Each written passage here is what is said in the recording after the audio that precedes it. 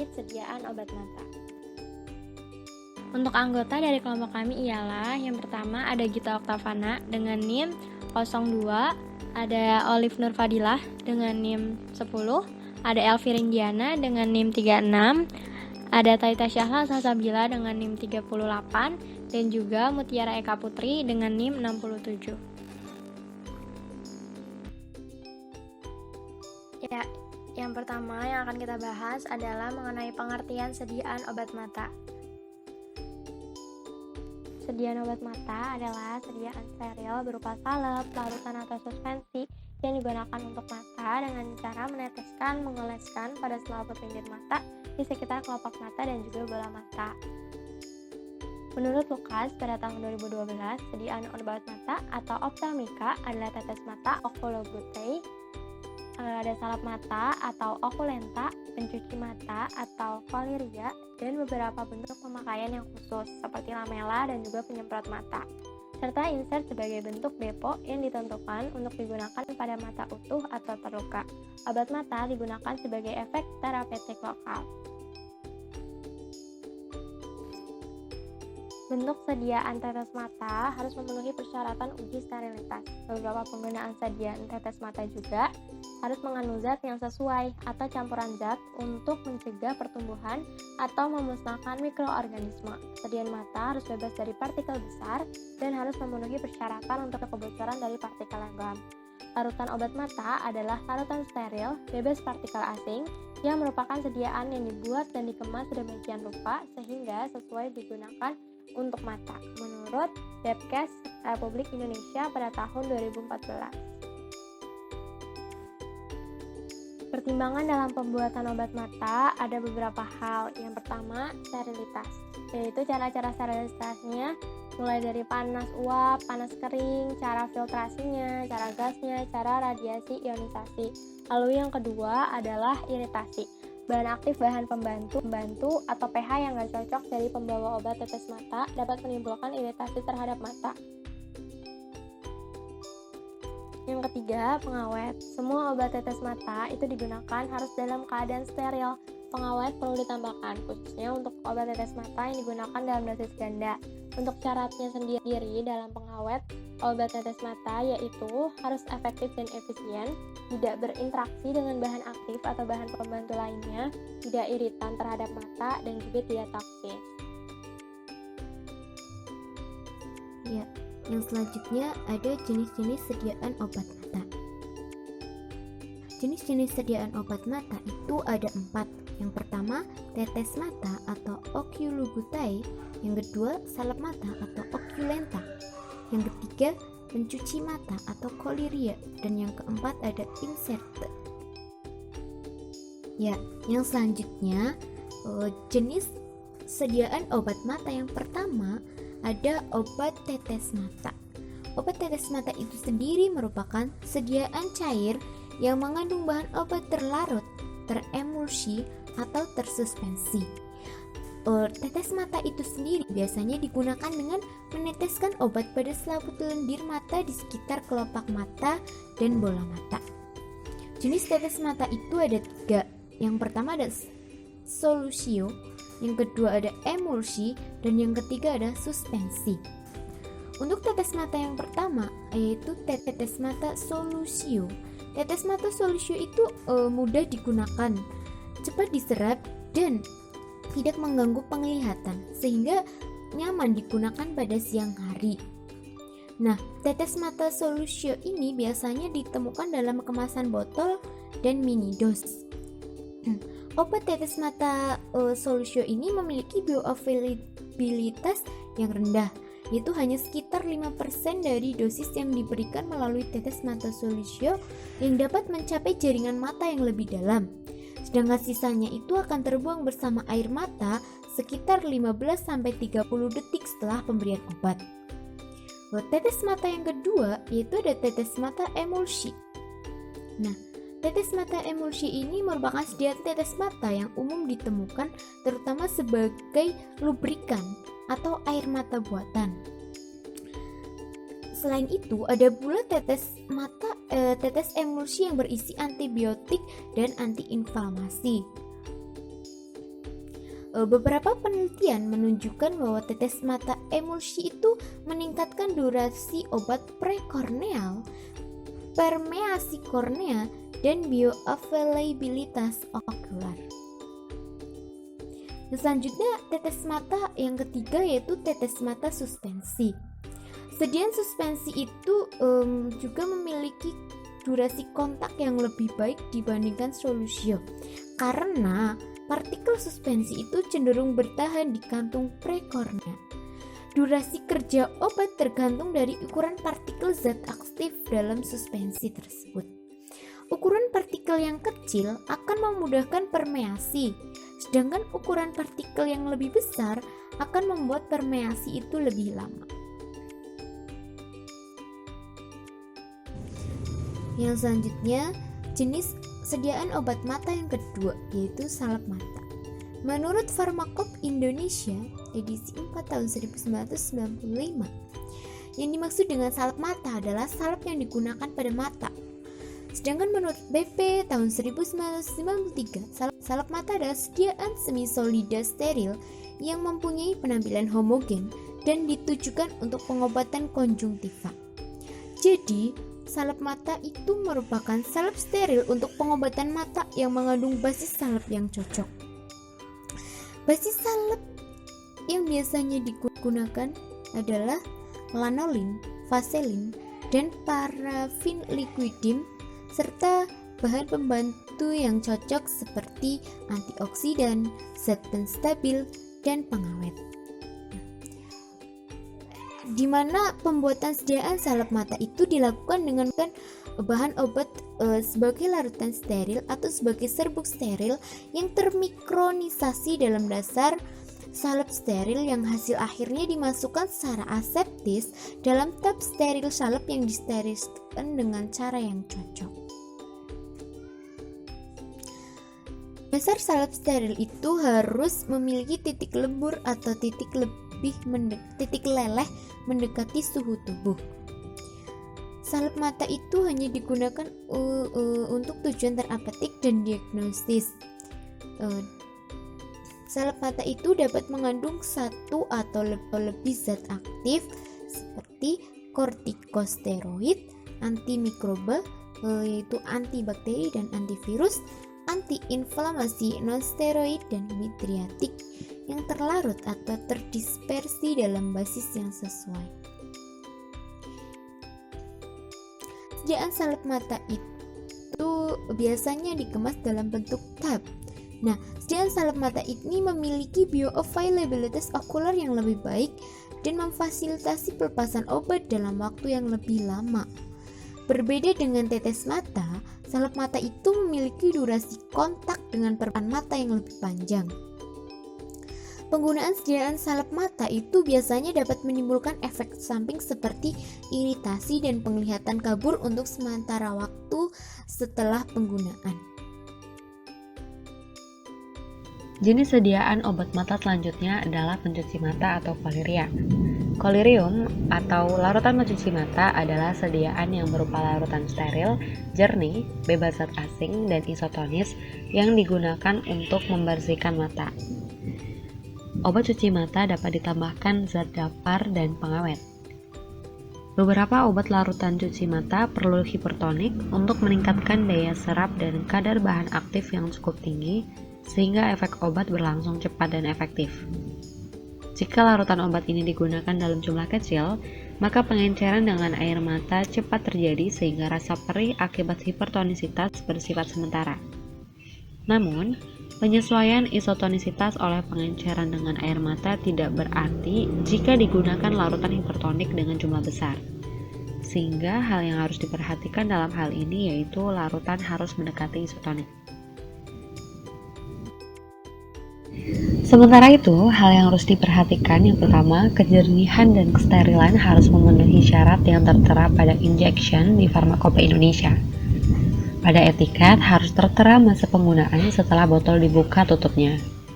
Kemudian obat cuci mata yang tidak mengandung bahan pengawet hanya boleh digunakan paling lama 24 jam setelah tutup botol dibuka. Kemudian, obat cuci mata yang mengandung bahan pengawet dapat digunakan paling lama 7 hari setelah dibuka tutupnya. Berikutnya adalah ophthalmic inserts atau sisipan ophthalmik. Insersi ophthalmik adalah preparat steril yang memiliki keseragaman padat atau semi padat, serta ukuran dan bentuk yang dirancang khusus demikian rupa sehingga cocok untuk penggunaan okular. Ophthalmic inserts atau sisipan ophthalmik diletakkan pada cursak konjungtiva antara sklera dan kelopak mata. Gunanya untuk meningkatkan waktu retensi bentuk aktif obat antara mata untuk memastikan pelepasan berkelanjutan yang sesuai. Lalu apa sih kelebihan dan kekurangan sisipan ophthalmik? Kelebihan sisipan ophthalmik diantaranya mengurangi jumlah pemberian dosis sehingga kepatuhan pasien lebih baik, peningkatan waktu kontak sehingga meningkatkan bioavailabilitas, efek samping sistemik dapat dikurangi, dosis yang akurat di mana setiap sisipan dapat dibuat berisi dosis tepat yang sepenuhnya disimpan di tempat pemberian, melarang penggunaan pengawet sehingga mengurangi risiko reaksi sensitivitas, serta kemungkinan menggabungkan berbagai pendekatan kimia atau teknologi baru. Sementara itu, kekurangan dari sisipan ophthalmik itu sendiri yaitu pada segi kenyamanan pasien. Hal ini karena bentuknya yang solid, serta penempatan dan pelepasan yang sulit. Selanjutnya akan dibahas mengenai cara pembuatan sediaan obat mata, di mana kali ini akan dibahas mengenai cara pembuatan salep mata dan tetes mata. Cara pembuatan salep mata. Bahan yang dibutuhkan dalam pembuatan salep mata yaitu eritromisin, metilparaben, propilparaben, BHT, propilen glikol, gliserin, parafin solid, dan vaselin flavum. Untuk parafin solid dan vaselin flavum dilebihkan 20% karena akan dileburkan. Langkah-langkah dalam pembuatan salep mata. Yang pertama, semua alat dan wadah dicuci bersih, dibilas dengan aquades dan dikeringkan. Yang kedua, lakukan sterilisasi alat dan wadah dengan cara untuk gelas kimia 50 ml, mortir dan stamper, cawan penguap, spatel, kaca arloji, batang pengaduk, pipet kaca, dan pinset disterilisasi menggunakan oven dengan suhu 170 derajat Celcius selama 1 jam. Untuk karet pipet dan tutup didesinfeksi dengan cara direndam dengan alkohol 70% selama 24 jam. Yang ketiga, setelah disterilisasi, semua alat dan wadah dimasukkan ke dalam wet area melalui transfer box. Yang keempat, lakukan semua sterilisasi bahan baku termasuk zat aktif dan eksipien dengan metode yang sesuai. Untuk eritromisin dan BHT disterilisasi dengan radiasi gamma. Untuk metilparaben, propilparaben, propilen glikol, gliserin, parafin solid, dan vaselin flavum disterilisasi menggunakan oven pada suhu 170 derajat Celcius selama 1 jam. Langkah selanjutnya, vaselin flavum dan parafin solid dipanaskan pada suhu 60-70 derajat Celcius pada cawan yang telah dialasi kasa steril.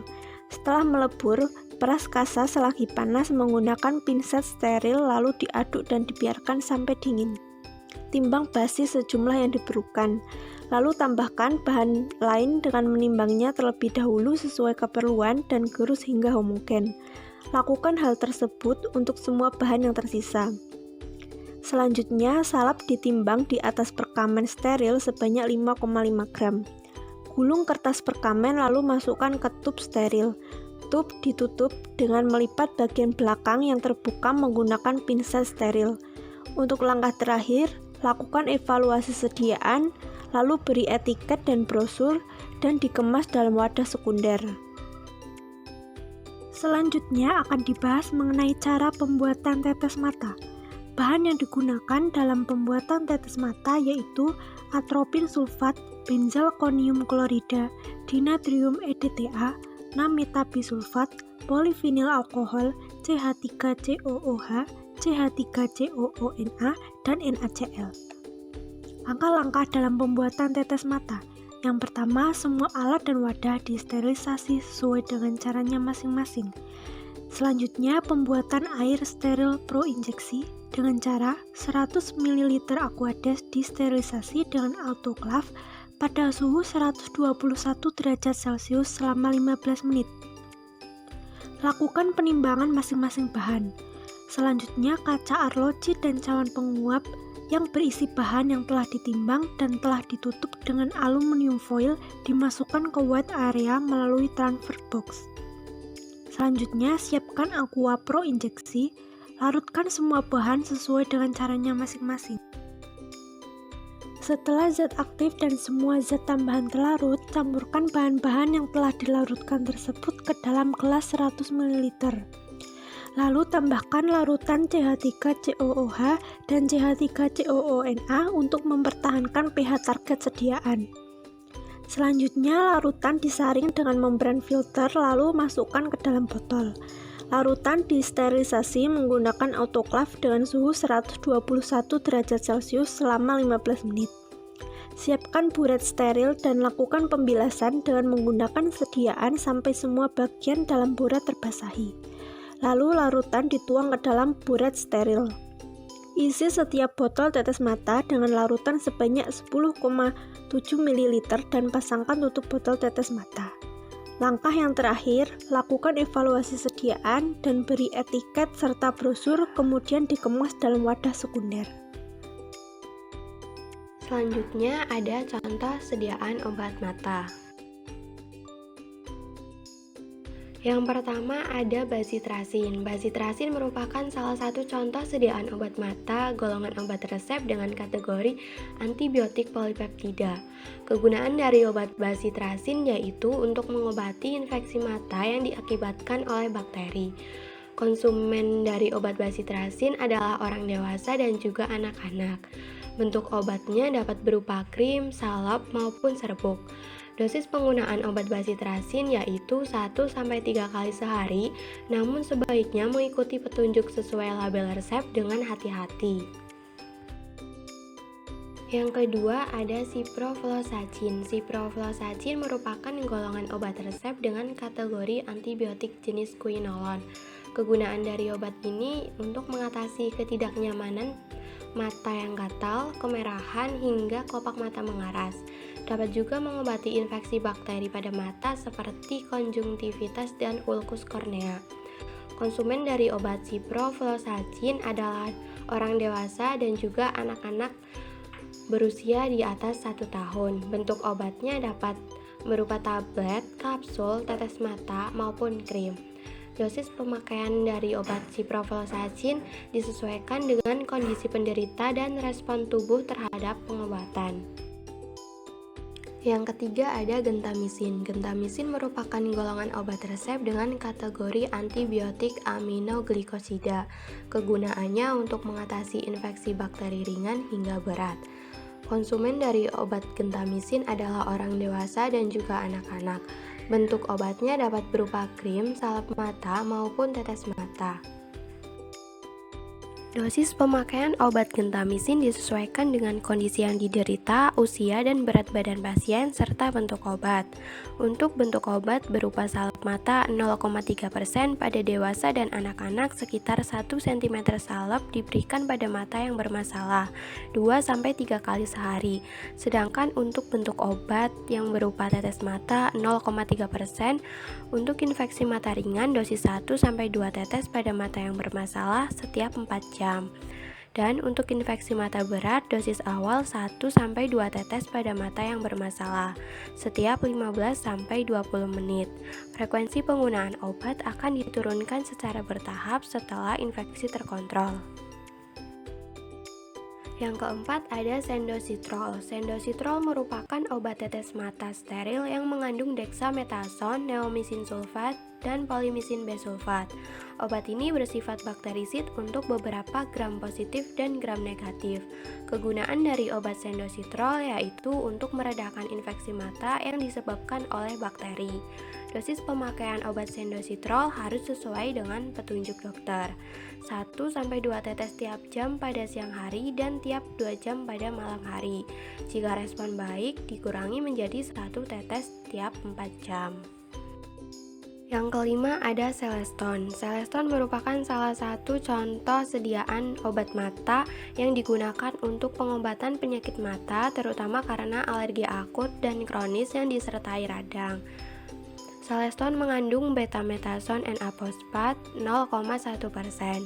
Dosis pemakaian obat Celestone diberikan sesuai dengan penyakit pasien, tingkat keparahan, dan usia pasien. Dosis awal 1-2 tetes per hari pada pagi hari dan diulangi setiap 2 jam pada sore hari. Ketika gejala membaik, dosis bisa dikurangi hingga 1 tetes setiap 4 jam. Dan selanjutnya 1 tetes 3-4 kali sehari sebelum obat dihentikan. Sekian presentasi dari kelompok H. Apabila ada kesalahan, kami meminta maaf dan terima kasih sudah menonton video ini. Wassalamualaikum warahmatullahi wabarakatuh.